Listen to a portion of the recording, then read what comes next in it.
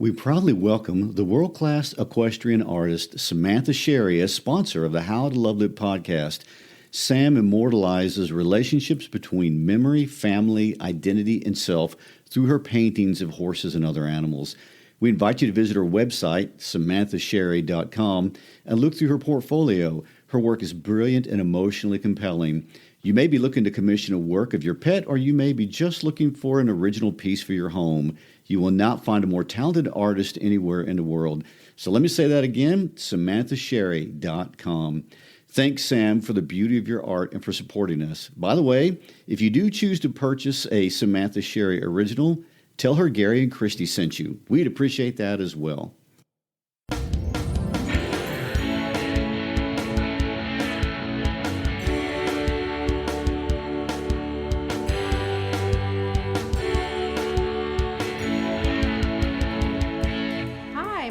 Christy Shriver. And I'm Gary Shriver. Thank you for listening to the How to Love Lit podcast. We're excited to be finishing up our third book today as we read Act 2, Scene 3, and Act 3 of Raisin In The Sun. As you know, Christy and I are high school teachers. Christy currently teaches AP English in the Memphis area, and I teach government, U.S. history, world history, and psychology in Midtown Memphis. Welcome to the ending discussion of this incredibly personal yet political play. Christy, give us a super abbreviated recap.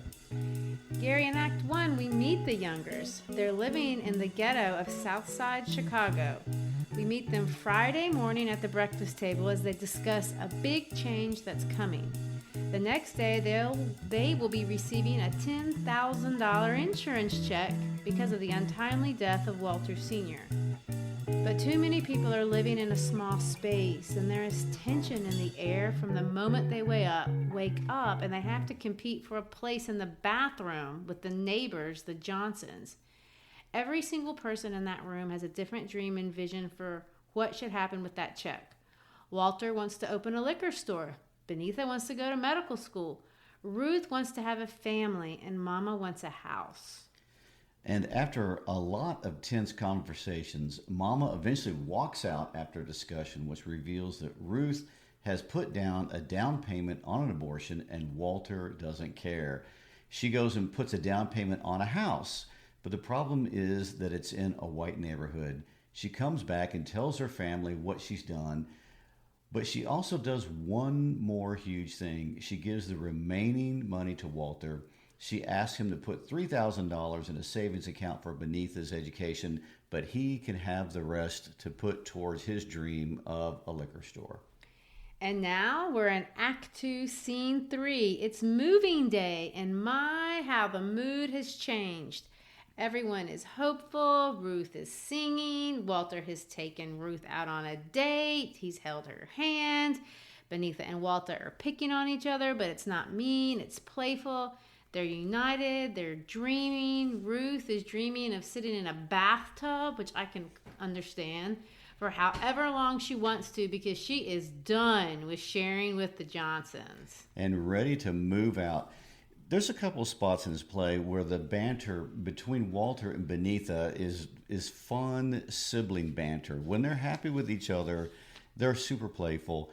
And they're fun to listen to. And at one point, as they're packing, Benita and Walter are going back and forth. And Benita's insulting Walter as being an old-fashioned. And Walter makes a comment. And one of the main reasons why I want to bring this comment up is because it's historical. So Walter says, as he dances with Ruth, and he's talking to his sister, you know, when these new Negroes have their convention, and that is going to be the chairman of the Committee on Unending Agitation, as he points at Benita. And one reason why I highlight that, because in the book, as you're reading it, the term new Negroes is highlighted or capitalized. And it's a direct reference to the Harlem Renaissance. And it's a throwback to one more of the underlying elements that Hansberry has worked in the story about W.E.B. Du Bois and his influence in the time period known as the Harlem Renaissance that's had such an impact on her. Well, and to speak to that, you know, when we listen to that incredible interview with Hansberry, and she talks about, you know, the process of writing this play, she talks about how she is Benita. and she is a part of this movement of the new Negro, and she's excited. She's a part of this new culture that's contributing culturally to the American society, and she's a part of this political process that you're talking about, and she has a voice. And of course, Walter doesn't care about politics in that sense, and so he goes, race, race, race. Girl, I do believe you're the first person in the history of the entire human race to have successfully brainwashed yourself, because she's just got so much enthusiasm and optimism for all this. And of course, as any brother would, he wants to tear it down. And of course, he can't. She's going to come back and say, sticks and stones might break my bones. I mean, how many brothers and sisters have used that exact same phrase? Yes, and so their banter is kind of fun. So, and then the hammer falls. Mr. Linder walks through the door. He's described as a quiet-looking, middle-aged man in a business suit, and he introduces himself as a representative of the Clybourne Park Improvement Association, and he is the chairman of the welcoming committee of that association. And of course, Beneatha knows immediately what's going on, especially when he says that it's his job to see what new people who move into the neighborhood and give them the quote-unquote lowdown on the way we do things. But she's going to draw it out over the course of several back and forths and make him actually verbalize everything that he's trying to do. She's going to make him come out and say it exactly, because she knows that this ultimately fails the say out loud test. He cannot get away with saying this and look like a good person. And I will say, she catches it on way before Walter and Ruth, who kind of, for a second, think he actually is the welcoming. He's a nice guy. He's really there. Oh, he wants to welcome us. That's How so sweet. Yeah. So, and of course, so Ruth is going to get him something, sit down and get him a chair. Oh, you don't look comfortable and all that kind of stuff. Then he goes on. We've set up our community, and we share a common background. And I want you to believe when I tell you that race prejudice simply doesn't enter into it. And then you're like, what is he talking about? Yes. Well, being Southerners, we're very familiar with the whole idea of killing with niceness.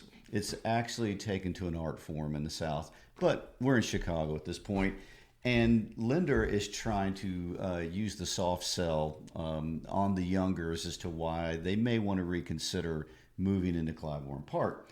And he starts off with a couple of interesting discussions. He says, most of the trouble exists because people just don't sit down and talk to each other. Well, that sounds highly reasonable. And he goes on to say, the whole business is a matter of caring about the other fellow.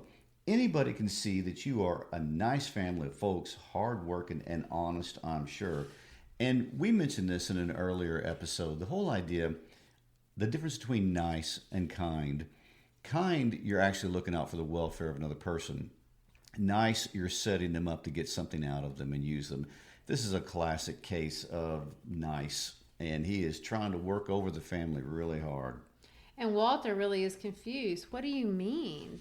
And then, of course, when he says, it is a matter of the people of Clybourne Park believing rightly or wrongly, as I say, then he comes out and says it, that for the happiness of all concerned, that our Negro families are happier when they live in their own communities.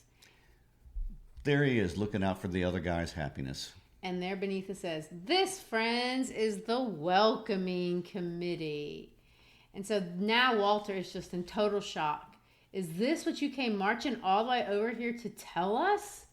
And of course, Linder's going to be offended that they're offended. Right.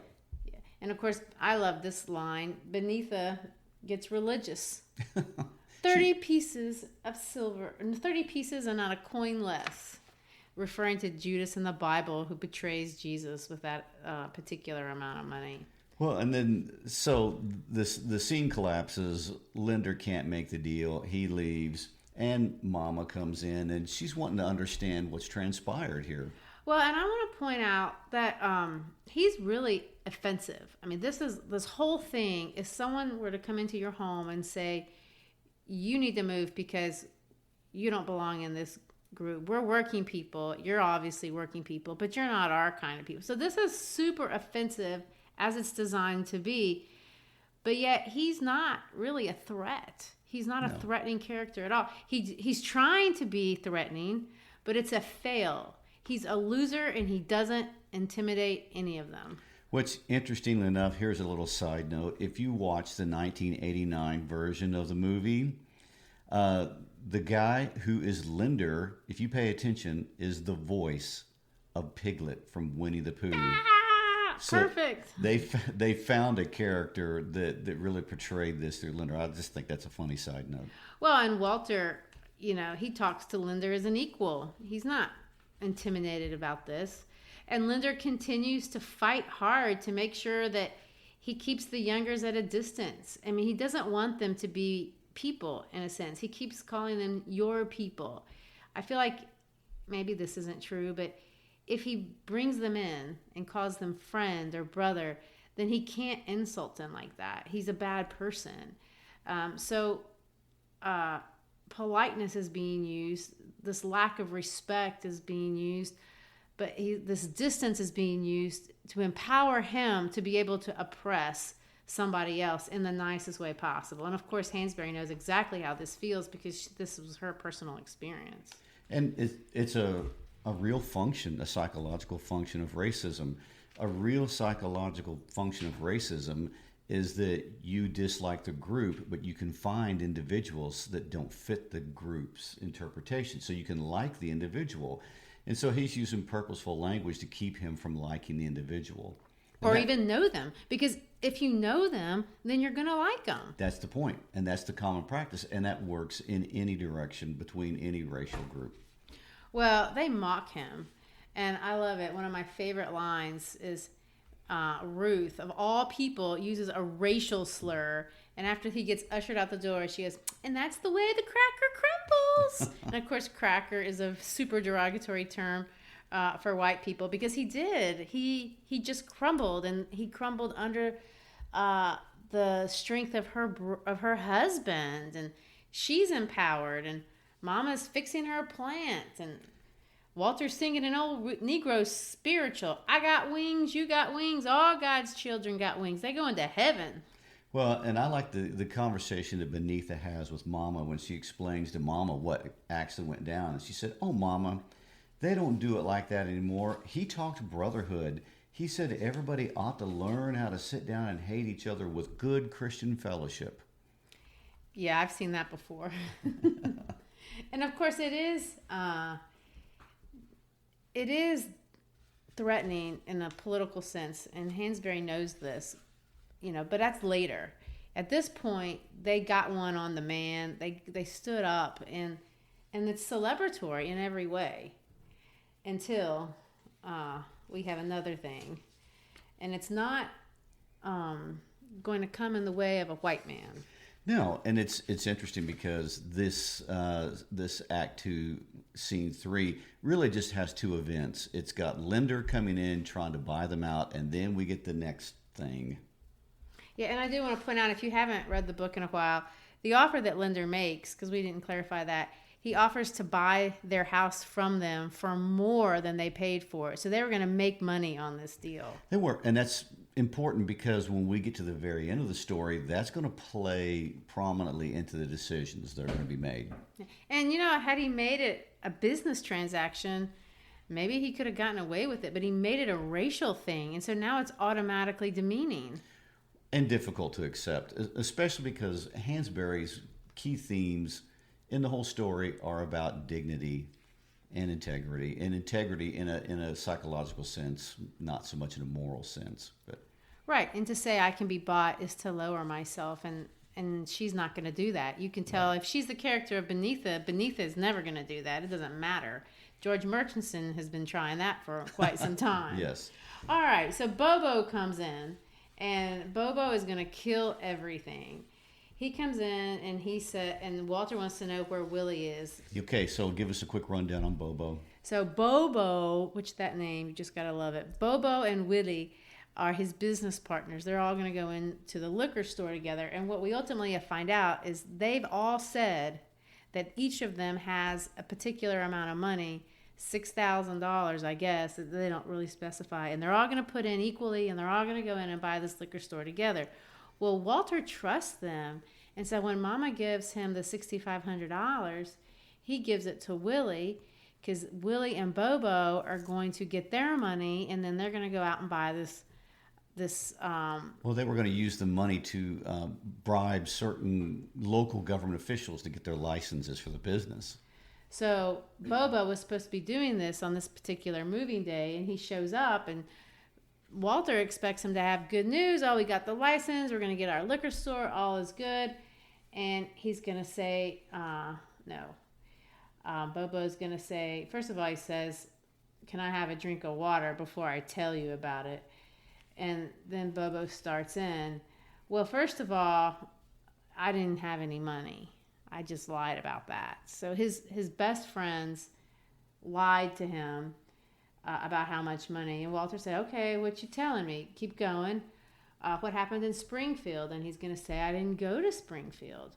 Well, Springfield is where is the capital of Illinois, and that's where they were going to go get their permits. And he said, I didn't go because I didn't need to. And he's going to go on to say, this deal that me and Walter went into with Willie, me and Willie was going to go down to Springfield, spread some money around so we wouldn't have to wait so long for the liquor license.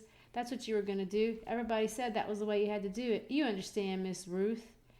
And then, of course, he's going to say, I'm trying to tell you. And Walter loses his mind.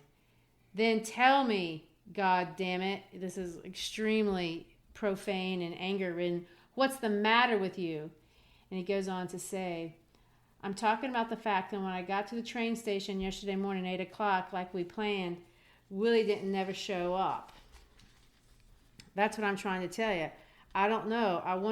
I waited 6 hours. I called his house, and I waited 6 hours. I waited in that train station for 6 hours, and, of course, Bobo's going to break into tears. That was all the extra money I had in the world. Man, Willie is gone. And Walter is in stunned silence because this has so many meanings. It's more than $6,500. It's his dream. It's the fact that he's standing there in front of his mother who had just trusted him with the money. His world is crumbling and collapsing, and he is actually having difficulty understanding what has just occurred to him. And Bobo has to say, what's the matter with you, Walter? When a cat take off with your money, he don't leave you no road maps. In other words, he's hopelessly gone. We'll never see him again. Your money's gone. You got to own this. And, of course, he just groans. Willie, don't do it. Please don't do it. Man, not with that money. Man, please, not with that money. Oh, God, don't let it be true. I trusted you, man. I put my life in your hands. That money is made out of my father's flesh. And he says, I'm sorry, Walter. I had my life staked on this deal, too. And then he leaves. Wow. And then Walter has to look at his mama, and his mama, this is the first time I see her break down. I mean, she was upset before, but she's going to break down, and she says, I seen him night after night. Come in and look at that rug, and then look at me. The red showing in his eyes, the veins moving in his head. I seen him grow thin and old before he was 40, working and working and working like somebody's old horse, killing himself. And you give it all away in a day. She raises her arm and strikes him, and she's already hit him once. Yes, and of course, that comment was about Walter Sr. And so we're going to end this scene the way we ended scene 1, with Mama berating Walter by comparing him negatively to his father and saying, as we end scene 1, we end scene 2, Walter Jr., you'll never be as good a man as Walter Sr. was. And of course, he's been up at that high place. You know, Hansberry built him up to be this great hero, and now she just tore him down. And is he redeemable? Well, we're going to find out. And it's interesting. This is where Hansberry's excellent writing shows up time after time. She's setting you up for redemption at some point. And right now, Walter Jr. is about as pathetic a character as you could imagine. And redemption for her is so different than a cliche. It's not a cliche. It's not idealistic in any way. And she introduces what she means by redemption in a strange way to me. And I remember when you had finished reading this play for the first time, one of the comments that you made to me, you said, it ends so strange. It ends so abrupt. There's so much struggle. And then the ending is something that you have to stop and really think about to find the meaning. And you were right. And it starts right here. And I really didn't even process it until you and I began to discuss it more recently with this conversation with Asagai. So she's going to bring back this intellectual, this Nigerian intellectual, which I want to point out, again, when we talk about where we got our information, Studs Terkel did an incredible job interviewing her during her lifetime, and I don't know who he is really. He's only he's a Pulitzer Prize winning oral historian. Well, if you have the internet, Google Studs Terkel, Lorraine Hansberry interview. He has a website, and it is absolutely amazing to listen to this woman talk about this play. First of all, you're going to fall in love with her voice. She just has such elegance and cadence, and it's mesmerizing, and you want to listen to it over and over and over again. But anyway, that's a tangent. She's going to talk about the role of this particular character. She loves this character, and after listening to her, at first I didn't like him because I thought he was kind of a schmuck to Beneatha, but I've come around. She made me come around because she makes you like him.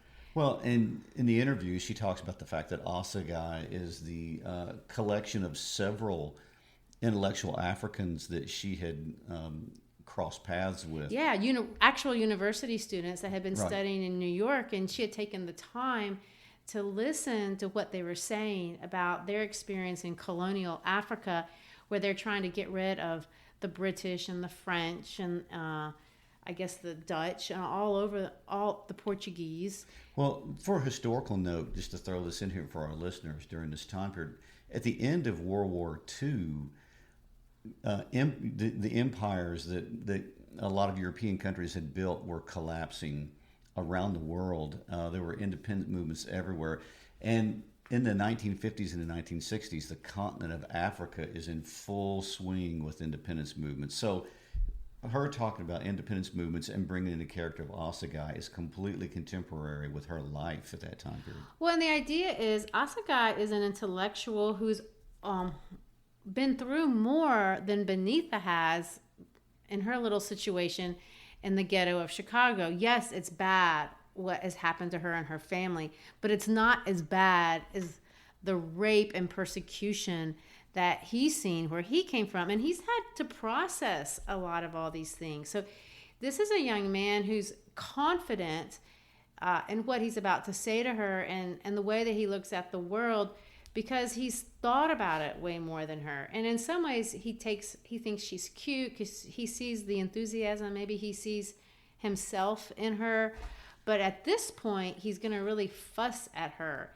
on a real human level. He's concerned about the human race on a different level than she is. He is, and they are philosophically on the same plane. He's just significantly farther ahead. Right. And so he's going to make all these comparisons with what she's going through. And he's going to start off by saying, well, first of all, why do you want to be a doctor? What are you all about anyway? Let's back up for just a second. We have to point out that when we open scene 3, Asagai comes bounding in the house to help them move, to help them pack up. He's missed the tragedy, so he comes into the room upbeat, ready to go. Yay, it's moving day, excitement. And they are all sitting around, and as Hansberry has given on the stage direction, profound disappointment. And so he, like a happy lark, bounds right in the middle of all this. Which, to his credit, that's such a nice thing to do. I never want to go visit people when I know they're moving because I hate moving. But anyway, she's gonna immediately say, he gave away the money, Asagai. And then she makes it about herself. I'm nothing. What's going to happen to me? She's going to let all this abort her dreams. This is the end for us. And Asagai says, well, why did you want to be a doctor to begin with? And she tells him this personal story that she wanted to cure people. She wanted to help people. And then he's going to make it real. She says this, I wanted to cure. It used to be so important to me. I wanted to cure. It used to matter. I used to care. I mean about people and how their bodies hurt. And Asagai's going to say, and you've stopped caring? Like from yesterday to today? Yes. And she's going to say, I think so. And he's going to say, why? And then she's going to fall into this despair, woe is me moment. And she's going to go on to say, because it doesn't seem deep enough, close enough to what ails mankind. It was a child's way of seeing things, or an idealist. And of course, an idealist is a person that's not realistic about the way life is. Right. And Asagai says, well, maybe you were childish, but sometimes basically children see things very well for what they are. And then she gets angry. And she says to him, you still think you can patch up the world, cure the great sore of colonialism with the penicillin of independence. Now, wow, they jump into a super deep conversation just from him walking in the door on moving day. Well, she's mad. Yes. And I want to point out that Hansberry addresses this issue of what she thinks is realism, naturalism, optimism. And she's going to say that naturalism is when you see the world as it is and you don't see hope in it. Optimism is when you're unrealistic about the world. But realism is this idea that I see the world for what it is, but I still am going to have infinite hope that man can win to some degree. Can you give us an example of a naturalistic author? Oh, yeah, John Steinbeck and Of Mice and Men and Grapes of Wrath. They're dark books. And Everything ends badly. Well, yeah, because and he won the Nobel Prize because he reflected what real life can often look like, and it can be despairing, there's no doubt. But she doesn't take that outlook at all. In fact, she says naturalism needs to die. Okay. So she's going to say we need to be informed about what's going on. And she is informed. When he talks about Africa, she's not in the voice, and she speaks through the voice of Asagai. She doesn't have delusions of African innocence, that they're just going to come in and make everything Disney World. Which is interesting because that's part of their discussion that they have. Beneath is basically saying, since she's lost all hope and everything, why do we care? Why would we even want African independence? Because once you get rid of the white tyrants, then the black tyrants will take over and do crimes just as bad as the white tyrants. Right. And she's going to say, where are we all going? And why are we bothering? And he's going to say, she says this, you can't answer that. And he loses his mind. He's going to shout at her, I live the answer. In my village at home, it is the exceptional man who can even read a newspaper or who ever sees a book at all. I will go home, and much of what I will have to say will seem strange to the people of my village. But I will teach and work, and things will happen slowly and swiftly. At times it will seem that nothing changes at all. And then again, the sudden dramatic events which make history leap into the future, and then quiet again, retrogression even, guns, murder, revolution. And I will have moments when I wonder if the quiet was not better than all the death and hatred. But I will look about my village at the illiteracy and disease and ignorance, and I will not wonder long.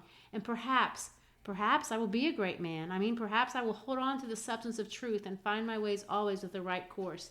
And perhaps for it I will be butchered in my bed some night by the servants of empire. So he has hope. Right. And she mocks him by saying, the martyr. Yes. And of course, he goes on to say, or perhaps I will live to be a very old man, respected and esteemed in my new nation. And perhaps I will hold office. And this is what I'm trying to tell you, Alayo. Perhaps the things I believe now for my country will be wrong and outmoded, and I will not understand and do terrible things to have things my way or merely to keep my power. Don't you see that there will be young men and women, not British soldiers then, but my own countrymen, to step out of the shadows some evening and slit my then useless throat? Don't you see they have always been there, and that they will always be, and that such a thing as my own death will be in advance?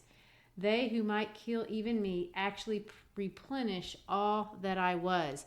Now that's some deep philosophy. It is. And in Lorraine Hansberry's interview with Studs Terkel, she says in her own words, this is the most important statement in the entire book. Why do you think that's true? Because in her words were, we've got to start. It doesn't matter how bad it can be. We have to start somewhere. And to me, and I'm not the pro here, but to me, I felt like that's also kind of a precursor to what's going to happen at the end of the book. Walter's faced with the same choice. I can give up all hope because all options are bad. I can become nihilistic, or I can go do the positive thing and worry about the consequences of it later on. And of course, that brings us to Walter. Walter has left after he's basically ruined everyone's lives. I would have left too. He walks out and he goes somewhere, and we don't know what he's done until he comes back. And it turns out he's made a call, and he's called Mr. Linder. He has. And the idea is he's going to take up the offer. He's going to sell out. But before he does, when he walks in, Benitha takes a shot at him. And she says, there he is, Monsieur le Petit Bourgeois Noir himself. There he is, symbol of a rising class, entrepreneur, titan of the system. Then she goes on to say, I look at you and I see the final triumph of stupidity in the world. And Walter ignores her. I mean, I see where she's coming from. She's angry. I would be too. So he comes back in, and he's got a plan. And he has a philosophy too. And I find it really important to understand this philosophy, because I think it speaks to all people who suffer or are oppressed. And I don't mean oppression in the sense that there's another group of people that's putting pressure on you from an outside force, the way that the white culture is oppressing the black culture, or the way that the English colonial people are oppressing the Nigerian people. But this idea that there are forces outside, those are examples of oppression, but there are others that push people down, and they keep them from having their own dignity. They sell out. Right. And when you sell your soul, you're not a dignified person. You lose your, I've seen it here in my community. You don't bathe as much. Like you lose a part of your humanity when you sell yourself out like that. And so he comes back in, and he's going to kind of reflect on the kind of world that he lives in. And he's going to say something like, ain't nothing but taken in this world. And he who takes most is smartest, and it doesn't make a damn bit of difference now. So the idea is, they took from me, so I'm going to take from them. Right, and he's having a philosophy moment. He's having a worldview change right here in his desperation. And he says, Mama, you know it's all divided up. Life is, sure enough, between the takers and the tooken. And now you know why the rest of us do, because we all mixed up bad. We got to looking around for the right and the wrong. We worry about it and cry about it and stay up nights trying to figure out about the right and the wrong of things all the time. But he goes on to say, but I'll say one thing for old Willie Harris. He's taught me something. He's taught me to keep my eye on what counts in this world. Yeah, thanks, Willie. So he's become very nihilistic. He's become, I don't want to use the word Machiavellian, because I know you're a big fan of Machiavelli, but there are some elements of it right there. And basically what he's doing is that he's going to surrender his dignity for advantage. And a lot of people do. You know, he's saying, well, this is the way that the world is, and it's certainly the way that his world is. These are not oppressors that came in to oppress him. These were his friends. They were.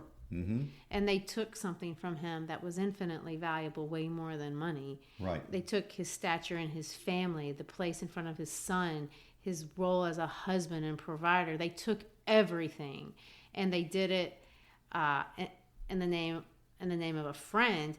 And so he's going to make this decision to exploit. Okay, I'm gonna continue this cycle. Right. And this is what's offensive, I think, to Hansberry, because people have, if that's the world, that's the colonial world that Assegai was talking about. If the colonial oppressors come in and they oppress, and then the new people come in, in his case, the Nigerian leadership, are they going to be the new British? Or are they going to stop the cycle? Well, Hansberry's making the parallel. That's the same thing that happens on a personal level. Right. When you're exploited, what do? Are you going to be the new oppressor, or are you going to take it and stop the cycle? And at this point, he's going to be option A. And as he's given this little newfound insight into this new philosophy, Mama has a couple of comments about that. She says, "You're making me cry on the inside." And she says, "How are you going to feel on the inside if you become this person?" And of course, Benny takes another stab at him and says to her mother, "That is not a man. That is a toothless rat." So the whole family is watching Walter struggle with this idea. Am I going to destroy other people in the same way that I've been destroyed, or will I be something different? And there's a reason why Hansberry is laying this down. We'll get to it in a minute. Well, and of course, he's like, "I don't care. I'm a rat. I just want the money." Right. And he's going to take the option, and he's going to fix it the best way he knows how. He's going to call Mr. Linder to come back in and work out a deal to sell the house at a profit. And of course, Linder comes in, "Oh, hello." He just comes like a complete buffoon. "Well, I am certainly glad to hear from you people. Life can really be so much simpler when people let it most of the time. Well, with whom do I negotiate? You, Mrs. Younger, or your son here?" And of course, Ruth wants to get Travis out of the room as fast as possible. She's like, "Travis, leave." And Mama goes, "Oh, no. Travis, you stay right here and you make him understand what you're doing, Walter Lee. You teach him good like Willie Harris taught you. You show where our 5 generations done come to." And of course, Walter's going to look from her to the boy, who just grins at him, innocently, "Daddy, Daddy." And she's, "Go ahead, son." She folds her hands and closes her eyes. Go ahead. And I don't know how much time, an actor, I guess, has to figure this out. He's going to let this sit. But Walter has this crisis. And he says, "Well, Mr. Linder, we called you. Well, because me and my family, well, we very plain people." "Yes." "I've worked as a chauffeur most of my life. And my wife here, she does domestic work in people's kitchens. So does my mother. We are plain people." "Yes, Mr. Younger." "And, well, my father, he was a laborer most of his life. So he's saying we're not rich." And Linder's like, yes, I understand, whatever." And then he says, "And my father almost beat a man to death once because this man called him a bad name or something. You know what I mean?" And of course, how could he knows what he means? And I didn't know what he meant either. But what he meant was this. What I mean is that we come from a people who had a lot of pride. We are very proud people. And that's my sister over there, and she's going to be a doctor. And that's the first time he's ever said anything like that about her. And positive, especially after some of the hateful things she just said about him. No kidding. I hadn't thought about that. She just called him a rat. A toothless rat. It's even worse. That is worse, because they can't do anything. They don't get the cheese. And we are very proud. And Linder's like, "I'm sure that's very nice." So he's not getting it. "What I'm telling you is that we called you over here to tell that we are proud, and that this Travis, come here, this is my son, and he makes the 6th generation of our family in this country. And we have thought about your offer, and we've decided to move into our house." Woohoo! So. And he goes on to say, "We don't want to make no trouble for nobody or fight no causes. And we will try to be good neighbors, and that's all we got to say about that. We don't want your money." Turns and walks away. And this is what makes Walter an affirmative character. He's going to refuse to give up. Of course, he doubts, he retreats, he does bad things. But in the end, he chooses life. He does. And interesting enough, Hansberry, in the interview with Studs Terkel, talks about the fact that she came from upper middle class Black America. And she, in her own words, said the social class she came from represented maybe 5 to 6 to 7% of African Americans. And so she was very aware that she came from a privileged background. But she also said, even though we're wealthy, we lived in a ghetto. And I had the experience with all people of all social classes in my neighborhood. And she's making an observation on social class behaviors. At one point, it looks like Walter is going to he's going to commit to exhibiting behaviors that will permanently keep him in the lower class. And then at the moment of crisis, he turns and he makes choices that will move him up and make him upwardly mobile, choices about dignity and honor, choices about resiliency, choices about integrity. And when I say integrity, I mean psychological integrity, where the parts of your personality are in agreement with each other. But I think, maybe this is my interpretation. It was certainly my interpretation, but I think she's saying we can end the cycle. Whatever the cycle is, wherever you are in the cycle, whatever your circumstances. Racism, this play is not about racism. Racism is a tool to communicate something that is way deeper than just one particular people group oppressing another specific people group. I agree with you on that. And proof of that is the fact that this play strikes deep resonance with people of all race groups and ethnic groups and all social economic levels too. People watch this play and they intuitively feel Walter come to the precipice and make decisions to project himself into a better future. And he becomes a hero in that regard. Well, he is a hero. Is Walter the sum of his mistakes? Not really. She's not drawing a picture of a victim, although these people have been victims of many bad things, but they are not victims. She wants to draw a picture of victors, of people who win, of resiliency. She's going to use the word manhood because that was their word for this concept at the time. But what is that? How does one climb out of the abyss of one's circumstances? How do you come out of the abyss of your own mistakes? And she has this optimistic vision that it can be done. You won't. It's not that you're going to have the perfect scenario, because you're not. But it can be. You can stop the cycle, and it's a beautiful thought. Well, I think the point is, Linda was not the threat. Right. Willie was not the threat. Perhaps they were their own threat. And when they were able to stand up to whatever is inside of them, all that other stuff became something that they could conquer. And I think what's going on with Walter at this point that Hansberry wants to communicate is when he makes this decision, he is taking control of his own interpretation of himself. He defines himself. If he would have gone down the Willie road, then the Willie behaviors would have defined who he was. But he's decided, I will step back and make my own definition of who I am as a resilient person with integrity. And I'm going to make a hard decision. And I want to point this out. The hard decision is hard because moving towards freedom comes from taking responsibility. And taking responsibility brings hardship. Well, they're certainly going to have hardship. Yes. They're moving into the neighborhood, Clyburn Park. Yeah, and Hansberry knows, we talked about this in the first episode, that's going to be a lifetime of struggle, but it's worth it. And it was worth it for her. She sees it she wants it to be worth it for the Black community, but I think she would like to say it's worth it for all peoples. Yes. And so the resounding message from Raisin in the Sun, as we see through Walter here in the end, is take control of your dignity, take control of defining yourself. And at that note, I want to end up that we kind of have some fun.